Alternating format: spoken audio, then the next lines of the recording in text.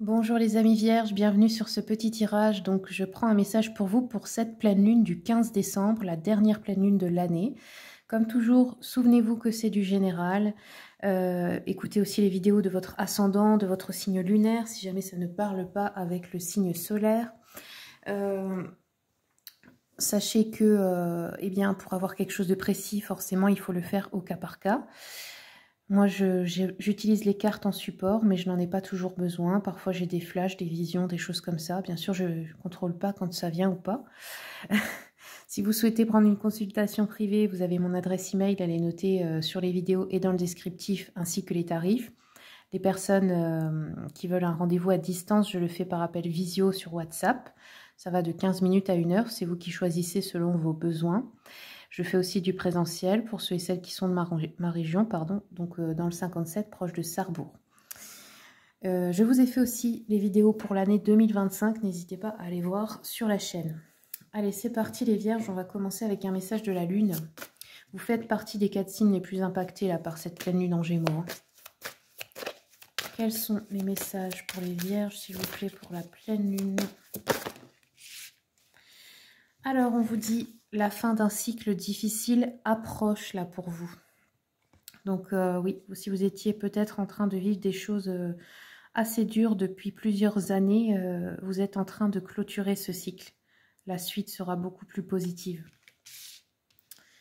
On va prendre le tarot, le Cozy Witch. Hop, quels sont les messages pour les vierges? Hop. Alors, on a le 4 d'épée. Ouais, bon, on voit que vous allez peut-être pas super bien en ce moment. Hein. Il peut y avoir une forme de déprime ou peut-être vous êtes affaibli, fatigué, malade. Ouais. Là, on a une personne qui a besoin de se reposer, de prendre soin d'elle. Ouais. Je pense que quelque chose est difficile en ce moment. On va prendre un message de la voix des artisans de lumière. J'aime beaucoup cet oracle. Il y a vraiment de beaux messages. Allez, pour les vierges, s'il vous plaît. Alors, regardez. On a eu 3 cartes qui se sont tournées d'un coup. Je ne vais pas vous lire les 3 parce que j'aurai sûrement pas le temps, mais on va les prendre quand même. On a la prêtresse. On vous dit, comment êtes-vous appelé à vous élever et à révéler votre leadership dans le monde? On a l'initiation. Donc, on vous dit qu'en ce moment, vous êtes en train de passer un rite de passage. Vous allez dans un endroit sacré. Ça veut dire quoi? L'initiation, bah, c'est effectivement, est-ce que tu auras le courage de te choisir? Est-ce que tu auras le courage de faire ce qui est juste et bon pour toi? Est-ce que tu auras le courage de dire non à ce qui ne te respecte pas? Et c'est très dur, hein, parce que parfois, ça demande de laisser derrière soi des gens qu'on aimait, même des membres de sa famille, qui peuvent être mauvais pour vous, qui peuvent vous faire beaucoup de mal, qui ne vous aiment pas toujours vraiment. C'est pas parce qu'on a le même sang que forcément on s'aime vraiment. Hein. Donc c'est ça un peu, hein. C'est le rite de passage, mais ce qu'il y a derrière est beaucoup plus beau. Là c'est sombre, ça paraît lugubre et tout ça, mais après, c'est vraiment, tout le monde passe par là, enfin tous les gens en tout cas, qui s'éveillent en conscience, ils passent par là. Et ça passe par des choix qui paraissent très difficiles, mais après vous comprenez que finalement, c'était pas si grave. C'est un peu comment je peux dire ça, le chemin des alchimistes. Hein. Toutes les personnes qui veulent faire de l'alchimie transpersonnelle, transformer leur ombre en lumière, et ben ça passe par là. Ensuite, on a la sororité de la rose, beauté, dévotion, prêtresse, mystique et enseignante. Je vais vous lire la dernière, comme ça, hop, ça vous fera un message quand même. Alors, je la cherche, excusez-moi, parce que eh ben, je ne connais pas toutes les cartes par cœur, je ne sais pas où elle est. C'est un peu embêtant quand les cartes ne sont pas numérotées. Mais bon, alors. Donc,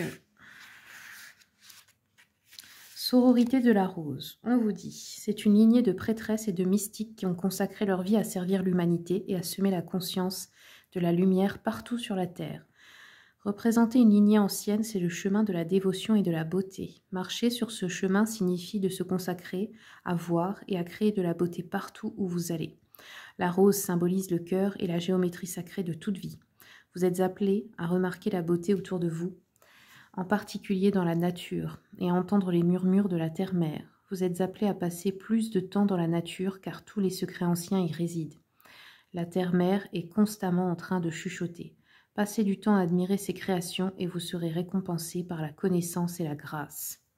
Vous êtes appelés à prendre un peu plus de temps à la fois pour remarquer la beauté qui existe tout autour de vous, mais aussi pour contribuer à la beauté du monde à votre manière. Cela pourrait être à travers vos propres créations ou dans les petites choses du quotidien, comme la façon dont vous vous habillez pour cueillir des fleurs pour votre maison. Chaque fois que vous consacrez de votre temps à créer de la beauté, vous harmonisez un peu plus la planète et le changement de vibration peut être palpable. Et oui, et c'est vrai que moi, quand je passe du temps dans la nature ou près des animaux, c'est là où j'ai mes plus grandes réflexions et mes plus grandes inspirations. Alors, continuons. On va regarder un message des vies antérieures aussi. Hop, quels sont les messages pour les vierges? Oula, non, pas tout ça. Pour les vierges, pour la pleine lune. Alors, homme, femme, sagesse. Vous en avez eu beaucoup, mais c'est pas grave. Donc, cette carte, elle peut nous dire que peut-être vous étiez le sexe opposé dans la précédente vie. Donc, si vous êtes un homme, vous étiez une femme. Si vous êtes une femme, vous étiez un homme. Ça peut aussi poser des problèmes au niveau d'incarner pleinement soit son masculin sacré, soit son féminin sacré. Si vous êtes un homme, vous pouvez être peut-être plus féminin que masculin. Si vous êtes une femme, vous pouvez être plus masculine que féminine. On a la sagesse ici, les leçons et bienfaits, la vie communautaire. Vous aviez une vie communautaire, époux, épouse. Alors, la personne avec qui vous êtes marié maintenant, ça pouvait déjà être quelqu'un avec qui vous étiez marié dans une vie antérieure. Pas toujours, hein, ça peut être aussi un vrai ami, une meilleure amie, etc. Vous étiez mariés ensemble. Il y a quelque chose à régler là au niveau d'un mariage, peut-être des vœux, peut-être quelque chose que vous avez promis, peut-être un mariage qui vous a bloqué, qui a été karmique, ou qui est encore, hein. Voilà. Pour les autres, ça peut être aussi que vous allez peut-être rencontrer quelqu'un, une âme, avec qui vous étiez déjà marié dans la vie antérieure. Et que vous viviez visiblement en communauté. Ok.